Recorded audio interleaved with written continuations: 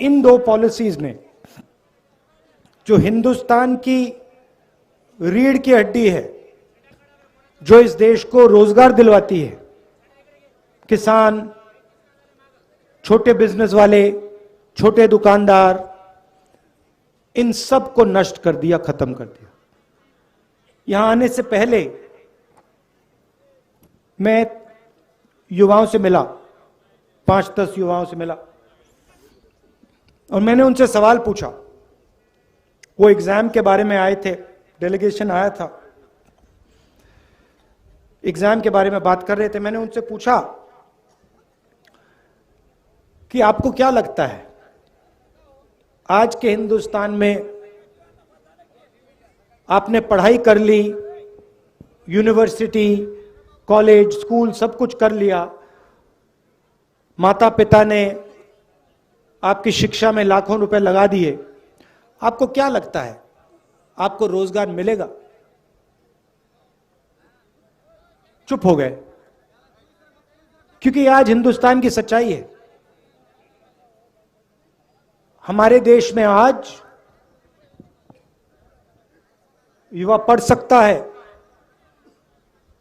School जा सकता है, कॉलेज जा सकता है, मगर रोजगार उसे नहीं मिल सकता। स्टूडेंट्स इंजीनियरिंग पढ़ते हैं, सालों लगा देते हैं, और फिर उसके बाद इंजीनियर नहीं बनते, मजदूरी करते। कोई मजदूरी करता है,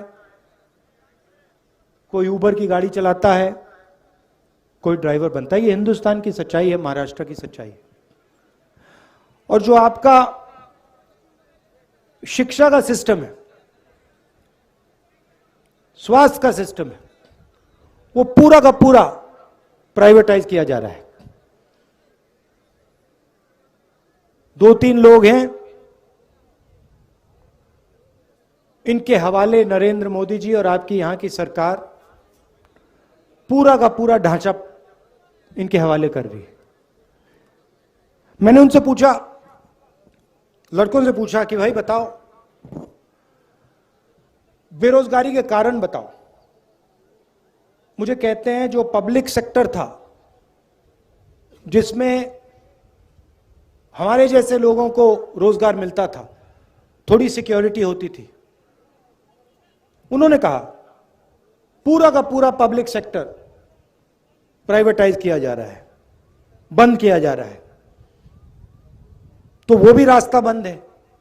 नोटबंदी ने, जीएसटी ने एक रास्ता बंद किया, प्राइवेटाइजेशन दूसरा रास्ता बंद कर रहा है। तो ये देश की हालत है। और इन पॉलिसियों का लक्ष्य हिंदुस्तान की गरीब जनता को डराने का है, किसान को डराने का, मजदूर को डराने का, युवा को डराने का। और बीजेपी और आरएसएस डर को फिर नफरत में बदल देते हैं। डर के बिना नफरत हो ही नहीं सकती। अगर डर नहीं है तो नफरत नहीं हो सकती। अगर डर है तो उसको नफरत में बहुत आसानी से बदला जा सकता है। यह हिंदुस्तान में हो रहा है, और इससे देश का कोई फायदा नहीं होने वाला है। बेरोजगारी से, महंगाई से देश का कोई फायदा नहीं होगा। नफरत से देश का कोई फायदा नहीं होने वाला। और यह इस देश का इतिहास ही नहीं है। यह भाईचारे का देश है, एकता का देश है, इज्जत का देश है। इसीलिए हमने भारत जोड़ो यात्रा शुरू की। 3600 किलोमीटर की यात्रा है। तमिलनाडु में, कन्याकुमारी में शुरू किया। 60 दिन हो गए हैं। मैं आपको बता रहा हूं, ऐसा लग रहा है कि आज सुबह हमने शुरुआत की। अजीब सी बात है।